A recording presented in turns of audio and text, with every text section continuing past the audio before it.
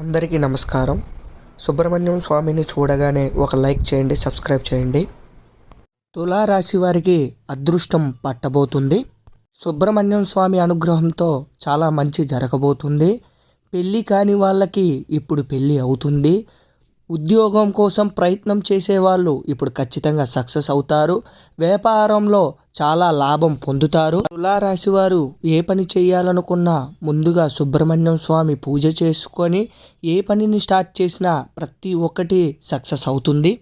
ఆరోగ్య సమస్యలతో ఉన్నవారికి ఆరోగ్య సమస్యలు తీరుతాయి. ఎన్నో బాధలు పడుతున్న తులారాశి వారికి ఇకపై చాలా మంచి రోజులు రాబోతున్నాయి.